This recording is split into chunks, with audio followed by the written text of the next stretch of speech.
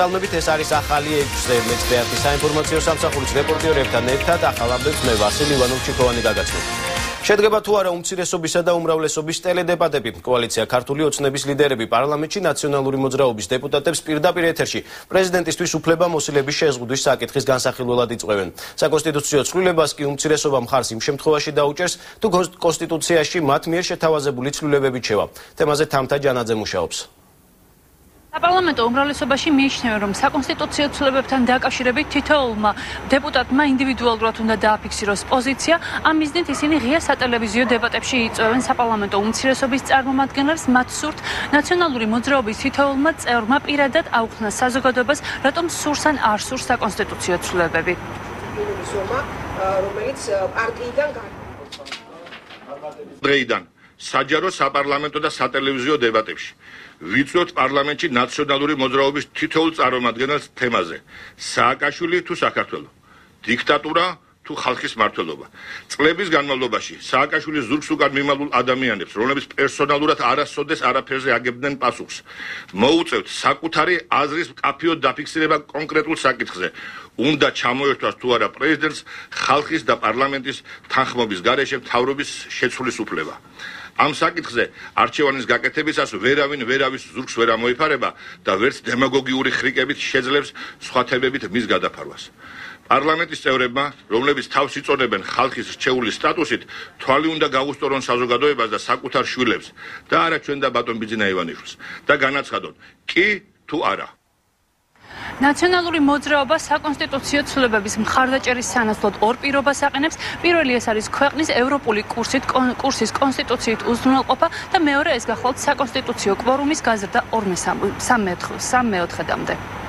ჩვენ მზად ვართ მიუცეთ ხმა საკონსტიტუციო ცვლილებებს და მოუხსნათ მთავრობას სკამების დაკარგვის შიში და ამავე დროს ამასთან ერთად ერთ პაკეტში მოუხსნათ ის შიშიც, რომელიც ჩვენი მოსახლეობის ნაწილშია, რომ საქართველოს ევროპული კურსი შეიძლება იყოს შეცვლილი და ეს გავაკეთოთ ორივე პოლიტიკურმა ძალამ ერთად.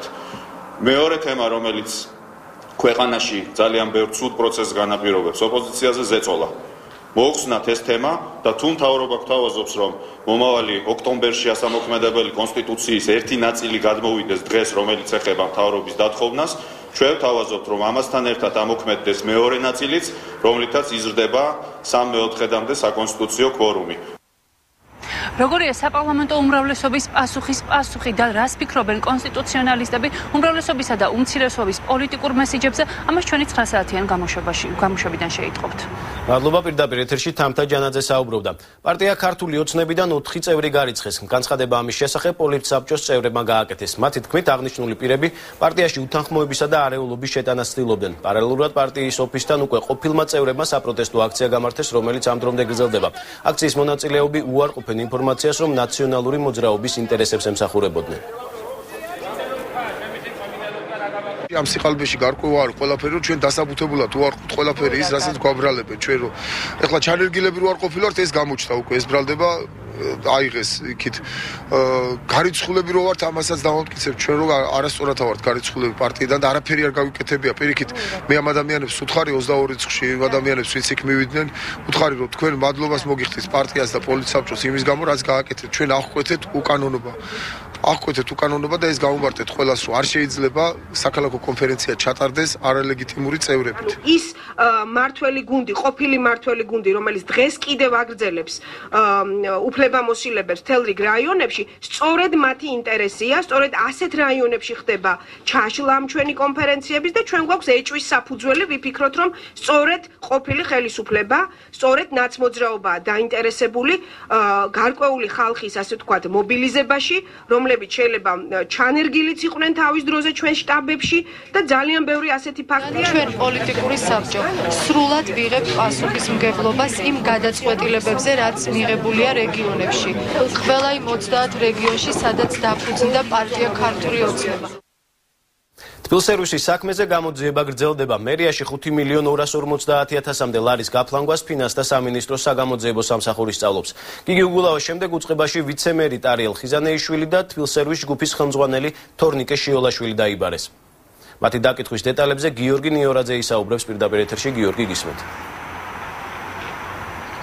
უკვე 4 საათია უწყვეტ რეჟიმში თბილისის მერის მოადგილე ტარიელ ხიზანეიშვილი იკითხება ფინანსთა სამინისტროს საგამოძიებო ნაწილის გამოძიებლების მიერ მოწმის სტატუსით. დღეს აქ დილიდან მის ხარდასაჭერად მოსული იყო თბილსერვის ჯგუფის გენერალური დირექტორი თორნიკე შიოლაშვილი, რომელსაც როგორც მერის პრესამსახურის ხელმძღვანელები აცხადებენ, დღევანდელ დაკითხვაზე გამოცხადების უწყება არ ქონია მისული, თუმცა 1 საათის წინ მას ურეკავენ ტელეფონზე და ისიც შედის ფინანსთა სამინისტროს საგამოძიებო ნაწილის გამოძიებლებთან დაკითხვაზე. ასევე დღევანდელ დაკითხვაზე იმყოფება თბილსერვის ჯგუფის ამ წუთებში დაკითხვაზე იმყოფება თბილსერვის ჯგუფის პირველი გენერალური დირექტორი გიორგი ხუჭუაც. არც ხუჭუასაც და შიოლაშვილს დაკითხვაზე შესვლასაც კომენტარი არ გაუკეთებიათ, მხოლოდ მცირედი კომენტარით შემოიფარგლა თბილისის მერის მოადგილე. მე დაბარებული ვარ თბილსერვის ჯგუფის საქმესთან დაკავშირებით. მე არ ვიცი ახლა რა შეკითხვები იქნება, ნახავ და გამოსვლისას გეტყვით. მას შემდეგ რაც შიოლაშვილი და ხუჭვა დაკითხვაზე დაიბარეს ფინანსთა სამინისტროს საგამოძიებო სამსახურის ეზოში უკვე მოვიდნენ მერიიდან წარმომადგენლები. ისინი აცხადებენ, რომ მათთვის გაუგებარია ხუჭვასა და შიოლაშვილის დაბარება გამომძიებლებთან. ასევე სავარაუდოდ ასევე აღსანიშნავია, რომ დღეს აი ამ ეზოში მოვიდა ერთ-ერთი გათავისუფლებული მეეზოვე, რომელიც არის ძალიან აღელვებული ადამიანი და რომელიც გათავისუფლებაში პირდაპირ ბრალსდებს შიოლაშვილს, რომ 2013 წლის დეკემბრის თვეში მან გაათავისუფლა ეს ადამიანი სამსახურიდან და ფინანსთა სამინისტროს საგამოძიებო ნაწილის გამომძიებლებისგან მის დაკავებას ითხოვს. 83 კაცი აწერს ხელს. აგერ ნახეთ კანდელაკისა და იმის შარტავას ქუჩის კვეთაზე. და ორმა კორუმპირებულმა არაკაცმა რეხვიაშვილმა და ციკლაურმა დაწერა, ვითომ მე ვარ გამცდენი სამსახურის. მაგან დაადორე. მაგას შეხვდები მე თქვენ და რამას. ვის და მაგ არაკაც ხიზანეიშვილი. ცეზარ ჩუჩელიც მოვიდა. ამ წუთებში მაცნობებენ, რომ მხარდამჭერებს შეუერთდა ცეზარ ჩოჩელიც. თბილისის მერი, რამდენადაც მერის პრესამსახური ავრცელებს ინფორმაციას, ამ წუთებში დედაქალაქში არ იმყოფება, ის პრეზიდენტთან ერთად კონფერენციაზე გერმანიაში არის წასული. სავარაუდოდ გამოძიებას მერის მოადგილესთან კითხვები მის 2009 წლის საქმიანობასთან ექნება, როდესაც ის დასუფთავების სამსახურის ხელმძღვანელი იყო. სწორედ 2009 წლის დეკემბრის თვეში დაიხურა ეს სამსახური და ჩამოყალიბდა თბილსერვის ჯგუფი და მისი პირველი დირექტორი გახდა გიორგი ხუჭვა. საუბრობენ იმაზეც, რომ სწორედ თბილისის მერის მოადგილის ბრძანებით მოხდა ამ ჯგუფში საზოგადოებასთან ურთიერთობის სამსახურის შექმნა, სადაც გამოძიების მტკიცებით 2012 წლის ოქტომბრის თვემდე 764 ადამიანი იყო დასაქმებული და ამ ხნის განმავლობაში დედაქალაქის ბიუჯეტიდან მათი სახელმწიფო ფონდისთვის 5 მილიონზე მეტი ლარია დახარჯული. ჯერჯერობით ველოდებით მოვლენების განვითარებას და ველით ინფორმაციას თუ რას იტყვის ფინანსთა სამინისტროს საგამოძიებო სამსახური. მადლობა გიორგი ნიორაძე საუბრობდა პირდაპირ ეთერში. შინაგან საქმეთა სამინისტროს მიერ აუქციონზე გაყვანილ 30-მდე ავტომანქანას მეპატრონეები გამოუჩნდა. ისინი აუქციონის შეჩერებასა და კუთვნილი ქონების დაბრუნებას ითხოვენ. ავტოფლობელები აცხადებენ, რომ წინა ხელისუფლების დროს შინაგან საქმეთა სამინისტროს მაღალჩინოსნება მუქარის გზით მათ მანქანები დაათმობინეს.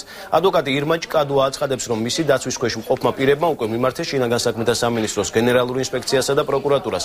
აღნიშნულმა პირებმა საკუთარი ავტომანქანები მას შემდეგ გამოიჩნეს, რაც შინაგან საქმეთა სამინისტრომ კუთვნილი ავტომანქანების აუქციონზე გატანის შესახებ ინფორმაცია გაავრცელა. ავტომობილების თხოვნას დღესვე გამოეხმაურა სახალხო დამცველი და შინაგან საქმეთა სამინისტროს აუქციონის შეჩერებისკენ მოუწოდა. რასკემით ისაკუთრებდნენ ძვირადღირებულ მანქანებს შინაგან საქმეთა სამინისტროს მაღალჩინოსნები. ნახეთ მთავარ გამოშვებაში 9 საათზე.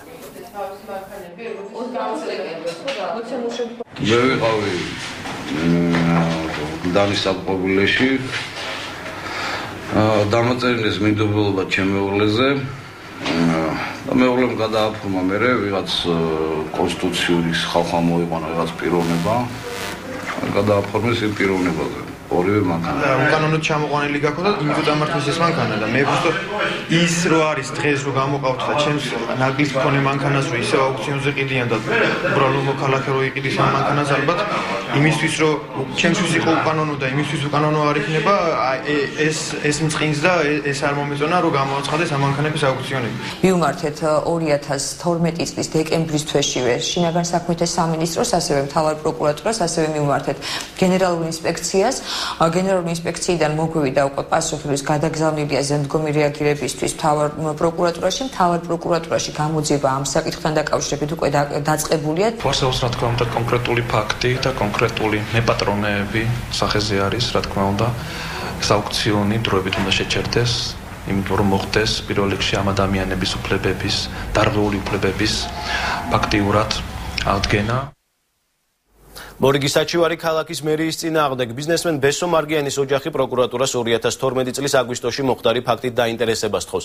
მარგიანის ოჯახის ადვოკატის განცხადებით ქალაქის მერიამ უკანონოდ განკარგა ბიზნესმენის კუთვნილი ქონება, რომელსაც ყადაღაედო. ნაციონალური მოძრაობის ყრილობაზე მერიის თანამშრომლებმა კომპანიის საწყობიდან სარეკლამო მონიტორები თვითნებურად გაიტანეს და სპორტის სასახლეში დაამონტაჟეს. საუბარია ძვირადღირებულ ტექნიკაზე, რომელიც კომპანიას სილუეტის კუთვნილებაშია. საქმის დეტალები ნახეთ ჩვენს მთავარ გამოშვებაში საღამოს 9 საათზე. დავაკისებთ პასუხისმგებლობას როგორც ქალაქ თბილისის მერიას, ასევე დავაკისებთ პასუხისმგებლობას ნაციონალურ მოძრაობას. ნაციონალური მოძრაობის წინასაარჩევნო კომპანია, სადაც იქნა გამოყენებული აღნიშნული მონიტორი და აბსოლუტურად უკანონოდ დაყადაღებული, დალუქული ქონება იქნა გატანილი. დაახლოებით 25 აგვისტოს ჩემს მობილურ ტელეფონზე განხორციელდა მერიის ადმინისტრაციის წარმომადგენლის მიერ ზარი და მომთხოვეს, რომ სპორტის სასახლეში ნაციონალური მოძრაობის ყრილობაზე მიმეტანა და უზრუნველყო გამართული მუშაობა მონიტორის. ნაციონალური მოძრაობის წინასაარჩევნო დასაქმების სქემას საქართველოს მთავარი პროკურატურა იკვლევს. საქართველოს მოქალაქეები ქვეყნის ყოფილ პრემიერ-მინისტრის ვანო მერაბიშვილის დადგენილების საფუძველზე იკითხებიან. მეცხრე არხის ინფორმაციით გურიის რეგიონის მასშტაბით 800 მოქალაქე დაიკითხება. საქმე ეხება წინასაარჩევნოდ სამუშაოს მაძიებელთა აღრიცხვის პროგრამაში ჩართულ ადამიანებს, რომელთაც შრომით ხელშეკრულებებს სოციალური მომსახურების სააგენტო უფორმებდა.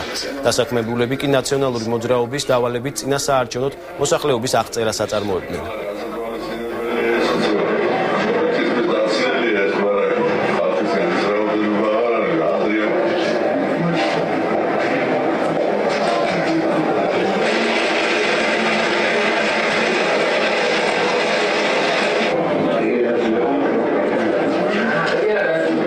რამდენიმე საკითხი, რომელიც აუცილებელია პოლიტპატრონების საქმიანობის კოორდინაცია, რათა ამ საქმიანობა მიიღოს გარკვეულწილად ორგანიზებული და სახე, იმიტომ რომ ჩვენ ჯერ კიდევ გვაქვს დარჩენილი ბრძოლა მიხეილ სააკაშვილის სისხლიან რეჟიმთან, ეს ერთი. მეორეც ერთი, რომ ყველა ამ საქმის მიმართ, რომელსაც არის გრიფით საიდუმლო, იქნას მოხსნილი და ამის შესახებ ჩვენ მივაქციოთ აი ამას. ეს მნიშვნელოვანია, იმიტომ რომ ეს არის ბრძოლის განუყოფელი ნაწილი. საჭირო არის სახელმწიფოს მხრიდან შემდგომი ნაბიჯები, თუნდაც მათი რეაბილიტაციის მიმართულებით, თუნდაც მათი საქმეების გადახედვის მიმართულებით. თუ კი ცდება, რომ ეს ადამიანები არიან უდანაშაულებები, შესაბამისად ის წესრიგში დგება განაჩენების გადახედვის საჭიროება და რა თქმა უნდა გრიფის საიდუმლოს მოხსნა, რომელიც მეფიქრება არის მნიშვნელოვანი. შინაგან საქმეთა სამინისტრომ 2013 წლისთვის განვითარების მოკლევადიანი სტრატეგიის პროექტის პრეზენტაცია გამართა. გეგმა სტრუქტურის აპოლიტიკურ ორგანოდ გადარქმნას ითვალისწინებს. სტრატეგიის მიხედვით შინაგან საქმეთა სამინისტროს პრიორიტეტები იქნება: სასაზღვრო დაცვის უზრუნველყოფა, ადამიანის უფლებების დაცვა, რესტრუქტურიზაცია, ანტიდისკრიმინაციული პოლიტიკა, გამჭვირვალობა და საზოგადოებაზე ორიენტირებული პოლიციის ჩამოყალიბება.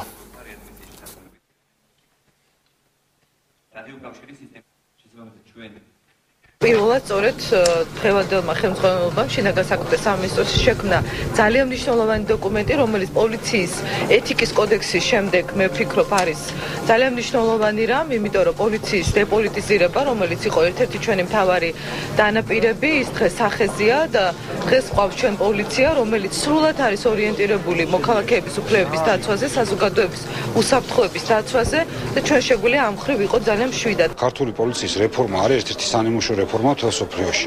შესაბამისად, ამას თუ რამეს დაუმატებს ახალი ხელისუფლება და ჩვენს პოლიციას კიდევ უფრო გააძლიერებს, ან ნდობას მის მიმართ კიდევ უფრო მეტად გაზრდის, 90%-ზე უფრო მეტად, ძალიან კარგი იქნება. მაგრამ ეჭვმეპარება იმ მიდგომების ფონზე, რომელიც აქვს პრემიერ-მინისტრს, რომელიც ამბობს, რომ ჩვენ კრიმინალიზებას გაგებით მოვეკიდოთ, რომ ეს იყოს პოლიციისთვის წამახალისებელი, რომ უკეთ იმუშაოს. ქორთიარდ მარიოტში რუსი პოლიტოლოგების მოხსენებების განხილვა გაიმართა სახელწოდებით საქართველოს 2012 წლის არჩევნების შემდეგ და რუსულ-ქართული ურთიერთობების პერსპექტივები. მოხსენების ავტორები არიან რუსი პოლიტოლოგი და საერთაშორისო ურთიერთობების სპეციალისტი ნიკოლაი სილაევი და პოლიტოლოგი ანდრეი სუშენცოვი. მოხსენების მიზანია საქართველოში 2012 წლის საპარლამენტო არჩევნების შემდეგ პოლიტიკური ვითარების რუსულ-ქართული ურთიერთობების ნორმალიზება. Რემე ამ მოხსენებაში არის სადაო ჩვენ ყავს მომზადებული რამდენიმე ქართველი ექსპერტი რომელიც დეტალურად ამას განიხილავს და წარმოგვიდგენს თავიანთ ხედვას და ამის შემდეგ ესე მოხდება საერთო დისკუსია. По сути, первая попытка ეს არის პირველი მცდელობა რუსეთის ექსპერტების მხრიდან მსჯელობის ორმხრივ დამოკიდებულებაზე. ჯერა ქართველი ექსპერტების ესმით რომ ნორმალიზების თემა აუცილებლად შეეხება მწვავე თემებსაც. ჩვენ ვფიქრობთ რომ ნორმალიზება შეიძლება და ამისთვის საჭირო პირობებიც არსებობს.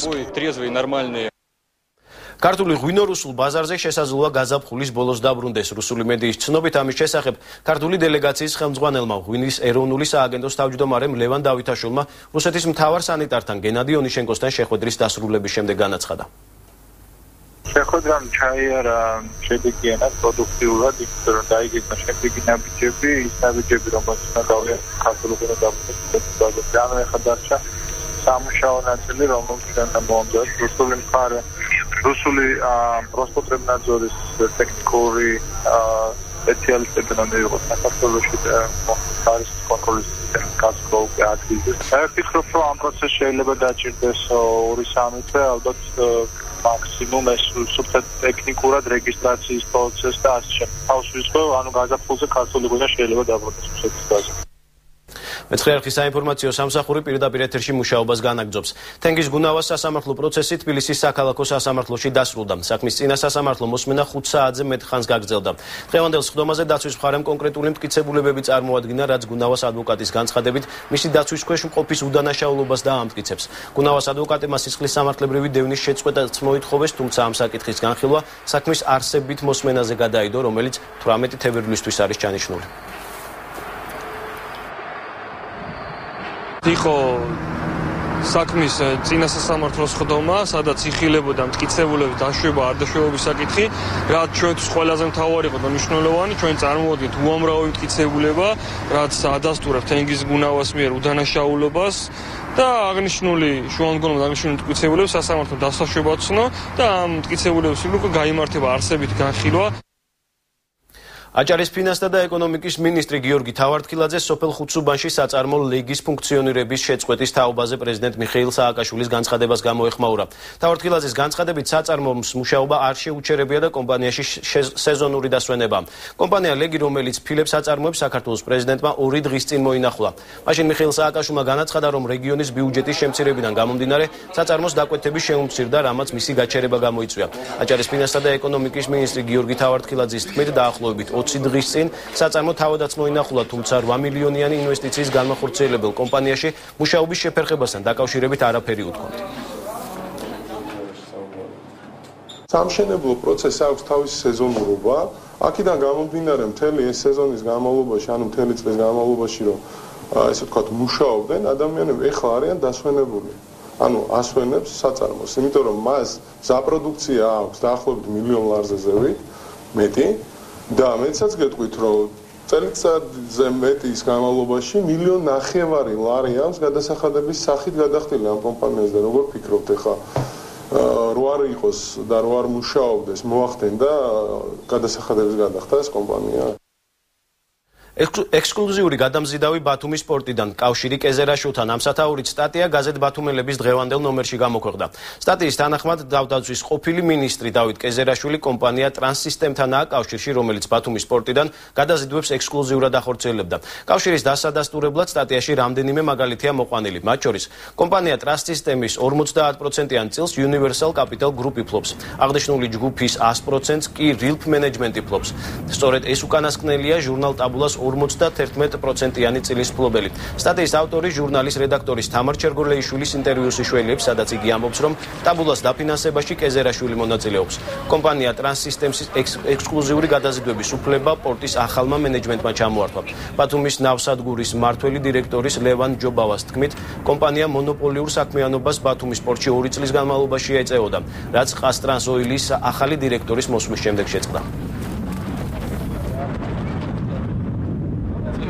ისინი მიხვდნენ იმას, რომ ექსკლუზიურობა და მონოპოლია დღეს უკვე არ იარსებობდა და ჩვენ მე პირადად და ბატონი ტალგატბაიტაზიევი ვიყავით ამ პირობით მოსული, რომ ყველა ექსკლუზივი, ყველა მონოპოლია უნდა გაუუქმოთ არა მარტო პორტში და ყველას მივცეთ თანაბარი პირობები, ყველა გადამზიდავ კომპანიებს, ყველა ექსპედიტორულ კომპანიებს.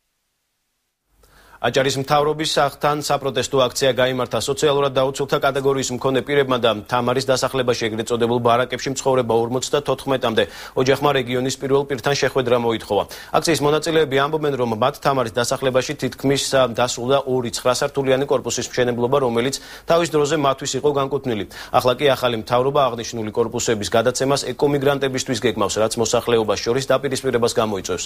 აქციაზე შეკრებილებს აჭარის მთავრობის თავმჯდომარემ უპასუხა. არჩილ ხაბაძის განცხადებით, თამარის დასახლებაში მშენებარე 2 კორპუსი თავიდანვე ეკომიგრანტებისთვის იყო განკუთვნილი. რაც შეეხება ეგრეთ წოდებული ბარაკების პროგრამას, მისი განხორციელების ვალდებულობა ქალაქის მერიას ჰქონდა აღებული. ერიასანაც ვიყავი და ბატონმა რობერტ ჩხაიძემ ყოფილმა მერმა განაცხადა, ეს იყო ჩვენ რომ ყოფილიყავით მთავრობაში გაძლევდით, იბრძოლეთ იმისთვის, რომ ეს არის თქვენი. ჩვენ ბრძოლობთ იმისთვის, რაც დაგვინდა პრეზიდენტმა. ჩვენ კომისიის სახით დავასაბუთებთ, რომ ის ნამდვილად ეკომიგრანტია. როგორც ეს განვახორციელებთ შვახევში და ქედაში. გამოიკრება ეს სხვადასხვა უწყებებში, გაეცნობა ყველა, რომ ნამდვილად არის ის დაზარალებული. ჩემი ინფორმაციით იმდენი აქვს ახლა საბინაო ფონდი დღესაც მერიას, რომ ის რომ მიემართა ამ სოციალურად გაჭირებულებისათვის დღეს ეს პრობლემა არის. მე მინდა ვთქვა, რომ ეს არის პროვოცირებული ეს ფაქტი ისევ მათი კუთხით. ბათუმის საკრებულოს წევრი ზაურ ფატვაძე ფრაქცია ნაციონალურმა მოძრაობამ პარტიის წესდების დარღვევის ბრალდების გამო ფრაქციიდან გარიცხა. სხდომის ოქს ფრაქციის 8 წევრი აწერს ხელს. გასულ კვირას ზაურ ფატვაძემ საკრებულოს თავმჯდომარის გიორგი კირთაძის გადაყენებას დაუჭირა მხარი.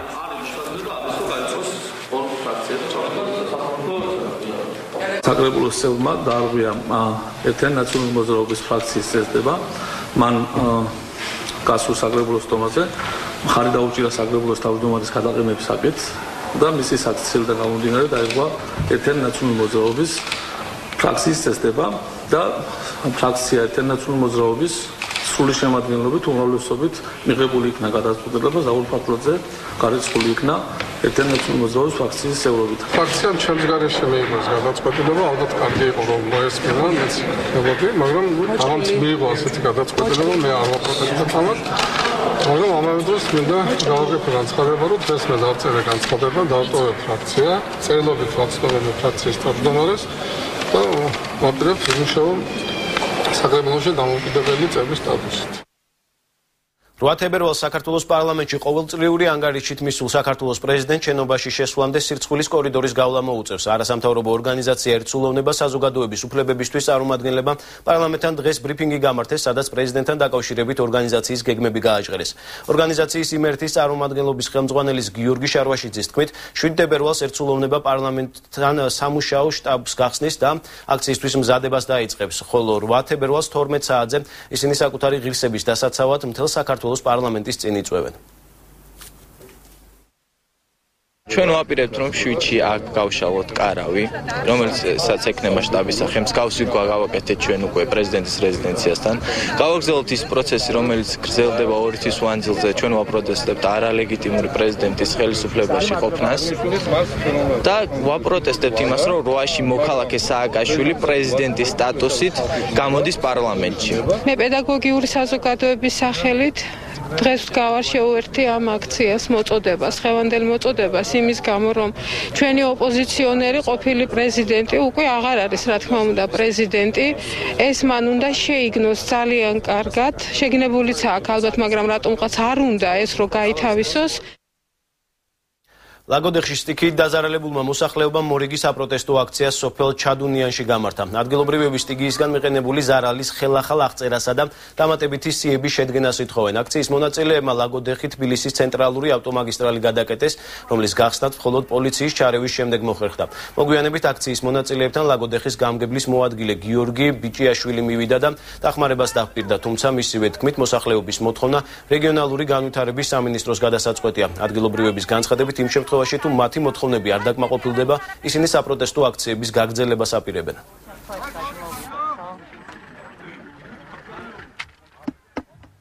ნახევარი სოფელი გაყვეს ალბათ როგორ თვითონაც ყოფდათ ან სადაც უფრო ახლობლები ყავდათ და მოახვედრეს იმ სიაში რომ რაღაც დახმარება მიიღონ და ნახევარი კიდე საერთოდ ნახევრას იქით არც უკითხია წესი რა ცოცხლები ვიყავთ თუ მკვდრები აი მაგიტომ ვაკეთებთ ამ პროტესტს და მაგიტომ მოვითხოთ იმას რომ მთავრობა მოგვაქციოს ყურადღება აქ უნდა ვიყოთ არ დავიშლებით მოვითხოვთ კომისია ჩატარდეს ხელმეორედ ხალხი მოგმართავს რომ გვიშველეთ რამე რომ როგორმე სიებს შევიდეთ რეგიონული და ინფრასტრუქტურის სამინისტროს წარმომადგენლები მუშაობენ დავაყენებთ ამ საკითხს მათ წინაშე. რეგიონალური განვითარებისა და ინფრასტრუქტურის სამინისტროს წარმომადგენლები სამუშაო ვიზიტით კახეთში იმყოფებიან. მათ რეგიონალური განვითარების საბჭოს პირველი სხდომა გუბერნატორის ადმინისტრაციაში გამართეს, სადაც რეგიონის სტრატეგიისა და განვითარების მომზადების პროცესებზე იმსჯელეს. შეხვედრაზე აღნიშნა, რომ თითოეულ რაიონში შეიქმნება სამუშაო ჯგუფები, რომელიც 4 მიმართულებით იმუშავებენ. ესენია: სოციალური განვითარება და ინფრასტრუქტურა, ეკონომიკა და ტურიზმი, გარემოს დაცვა და ბუნებრივი რესურსები და სოფლის მეურნეობა.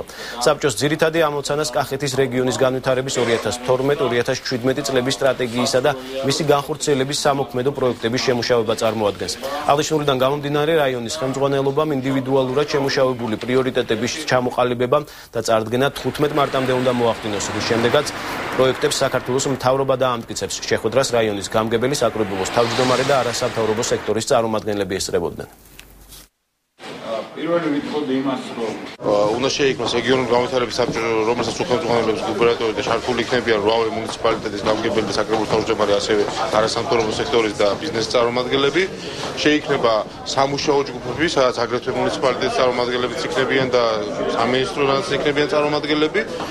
ძალიან ინტენსიურად უკვე ამ კვირიდანვე სამუშაო ჯგუფები დაიწყებენ მუშაობა, სისტემატურად მოხდება რეგიონული განვითარების საბჭოს შეხვედრა. ძალიან მნიშვნელოვანი არის, რომ ახალი მთავრობის პირობებში გაგრძელდეს ყველა ის პროექტი, რაც კახეთში კეთდებოდა, განსაკუთრებით მნიშვნელოვანია სოფლის დახმარების პროგრამა, აგრეთვე ინფრასტრუქტურული პროექტები, რომ ყველა სოფელში შევიდეს წყალი, გზა, გაზი. საბჭოში შეიქმნება სამუშაო ჯგუფები, თითოეულ სამუშაო ჯგუფს ეყოლება, ასე ვთქვათ, მიმართულების კოორდინატორი ექსპერტი, რომელსაც ალბათ დააფინანსებს გერმანიის საერთაშორისო ორგანიზაცია, როგორც წინა თანამშრომლობის ფორმატში და იქნება სრული კოორდინაცია რეგიონული განვითარების სამინისტროსთან. ქარელის მუნიციპალიტეტის თიღბის თემის მოსახლეობამ ქარელის ადმინისტრაციული შენობის წინ საპროტესტო აქცია გამართა. მოსახლეობის ნაწილი თემის რწმუნებული სპარტაკ პეტრიაშვილის კანდიდატურას აპროტესტებს და ამ თანამდებობაზე გოჩა ხარაულის დანიშვნას ითხოვს. მოსახლეობის განცხადებით, ქარელის გამგეობის აპარატის მხრიდან წარდგენილ თანამდებობაზე თემის მოსახლეობის აზრი არავის უკითხავს და რწმუნებულის კანდიდატ სპარტაკ პეტრიაშვილის ლობირებაში ქარელის მაჟორიტარ დეპუტატ ლერი ხაბელოსა დანაშაულებენ. თიღბის თემში 16 სოფელი შედის და ქარელის მუნიციპალიტეტში ერთ-ერთი ყველაზე დიდი ადმინისტრაციული ერთეულია.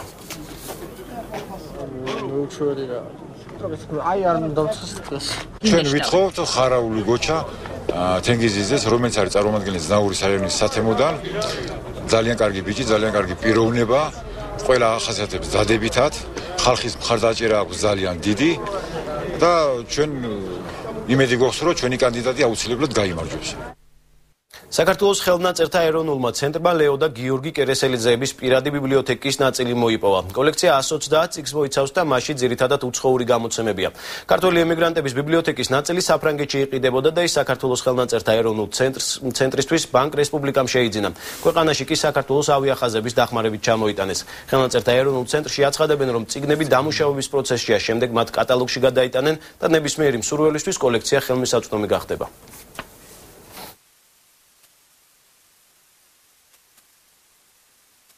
ესეთ კოლექციებს აქვს ძალიან დიდი მნიშვნელობა, მიუხედავად იმისა, რა შინაარსის წიგნები ამ ბიბლიოთეკაში, ვინაიდან რახან უკავშირდება ცნობილ მოღვაწეს, უკვე თავისთავად მნიშვნელოვანია.